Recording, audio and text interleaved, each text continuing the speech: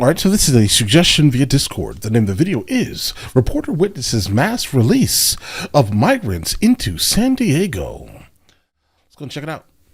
In focus, Texas Congressman Chip Roy. First, let's go to Bill Maloogian at the border near San Diego. And that's where, Bill, I understand you witnessed the crossing of hundreds of illegal immigrants from Turkey, China, Egypt. Bill. Yeah, Harris, absolutely nothing has changed down here as a result of this executive order. We continue to see mass crossings without any resistance whatsoever. We continue to see mass releases, and we continue to see Border Patrol completely outmanned. Take a look at this video. We shot this late yesterday afternoon right here in Jacumba. This is what Border Patrol has to deal with out here. You got one single agent who has to try to corral this huge group of 150 people from all around the planet who crossed illegally. They'd been waiting there for Border Patrol to pick them up for 5 hours. They were getting impatient. You got language barriers, people from China, from Turkey, from Mauritania, from the Middle East. There's no translators out there for these border agents.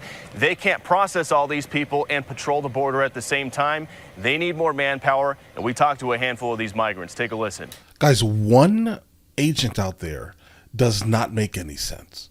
All right? If we have enough budget in all of our cities, right, for them to go and stay, right, then there should absolutely be a bigger budget for more agents there, guys, obviously.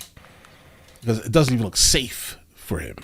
From Egypt. From Egypt? Yes.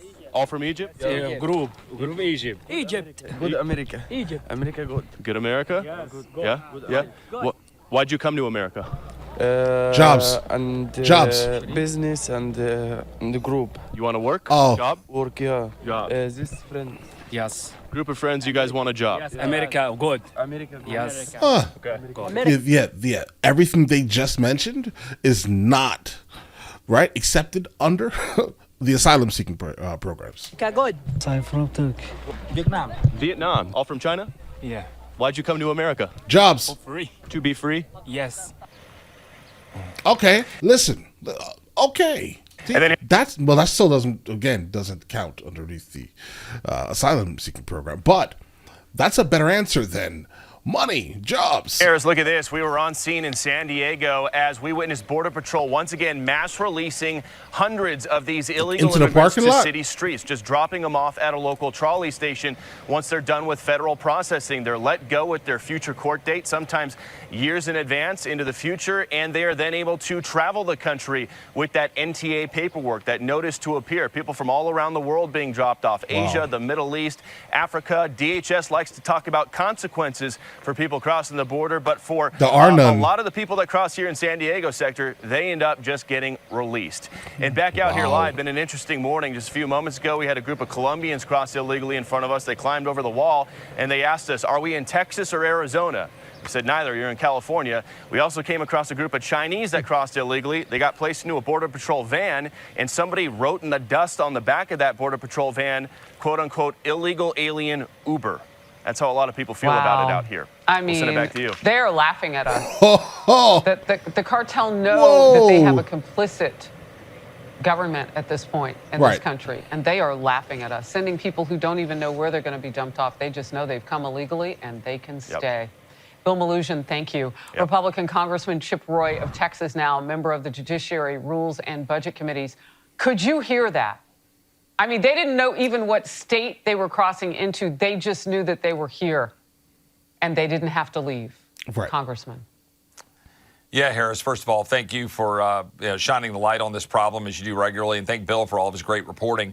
It is frankly because of Bill and some other of the intrepid reporters out there that we actually know the truth, what we're seeing right there. I mean, we've had 24,000 Chinese nationals who've come into this country since last October. That's more than all of last year when we had about 24,000 in 2023, which is far more than I think the several hundred that we had in the 2021 timeframe when we were still operating under President Trump's policies. Look, we've got people coming from all over the world, but I want to pause for a second here. You know, we're all still commemorating the 80th anniversary of D-Day. I watched an interview of one of those patriots, one of those heroes, who said yesterday, I saw a quote where he said, I feel like a foreigner in my own land. I want to think about that for a second. Oh, I saw that. What those men fought for, what they died for, what they risked. They were fighting for a country that believes in the rule of law. They were fighting for a country that would have shared values, where we all come together as Americans to advance this, great idea and this great experiment. And now, Yeah, but we can't, though. The average American cares way too much about being partisan. And that's just the reality. The reality is that people are extremely insular now. They're stuck in their echo chambers, and they will not leave their echo chambers, guys. And this is why things are the way they are currently. Right? Like if we could kind of just get rid of the concept of this two-party government nonsense, right? We can, in fact, come together and actually do change, right? This wouldn't happen. But the fact is that we're too separate. Now, this president is blowing that all up by opening our doors contrary to law, risking our security. Laken Riley is dead because of his parole policies. Lisbeth Medina is dead in Texas because of his policies. We've got thousands of Americans dying from fentanyl poisoning. Texas wants to try to stop it, wants to try to secure our border, and the Attorney General of the United States is suing us to stop it. This is the reality of America today. And with all due respect to the president, who stood over there and gave a speech on D-Day, he's not actually standing up for the rule of law and the values that those men fought for. And this issue, this border issue, is front and center as to why this matters. And I'm so proud of Republicans for having passed a real border security bill last year. The president is giving up the game when he gave his speech last week and he said, I'll limit it to 2,500. Harris, do you remember when they were chastising us because we opposed the Senate bill for its cap on 5,000? It's totally fake what they're doing. The president is showing up, and he's now trying to get cover for election reasons for the fall. 100%. But they have no interest in actually securing the border with all the exceptions you rattled off before. So, Congressman, can you imagine if that had passed, where we would be now? I mean, I did the numbers on the cartels just sending a little fewer than 2,500, say 2,499, and we're still at over 900,000, almost a million. Right. So if you had all agreed bicamerally on that bill, and it had become Guys, really quickly. law, that bipartisan bill, Cannot as they show call it, documents which I know many anymore. Republicans are staunchly against, if that had come into play, we would have had twice that many. It wouldn't have moved the needle at all, if not turned the spigot on even further. I do want to just go back real quickly to something that you mentioned, and I'm going to ask my team to do that. You said that there was development in the legal battle between Texas and the Biden administration over that razor wire protecting the border. An appeals court yesterday seemed open to blocking the administration from destroying state-installed fencing. Texas filed a lawsuit accusing the federal government of trespassing. And back in January, the Supreme Court allowed federal agents to cut and remove that wire. We'll remind everybody, because they can see that on screen, in the Rio Grande sector. You have gone back and forth. Where is it now? Let's go. Well, look, I mean, it's really critically important. The state of Texas, the Attorney General, Ken Paxton, the governor, they keep pushing back on the federal government because the federal government is trying to interfere with our ability to secure the border. And when I asked the Attorney General Merrick Garland, about this in the judiciary hearing last week, I said, do you think Texas has a right to secure our border, to protect our citizens in the face of what's happening when the federal government refuses to do it? And the Attorney General kind of paused and he said, well, it's a terrible human tragedy, but we'll just give you more resources. And I looked at him and I said, no, Mr. Attorney General, this is not about more resources. It's about allowing us to actually enforce the law. Texas is doing the right thing to stand up and fight. We're still having a battle over what's going on with the razor wire and all of those issues. But the fundamental issue is the ability of Texas to be able to take individuals and remove them. And I think that's at the core of the actual fight that we need to make sure is clear legally.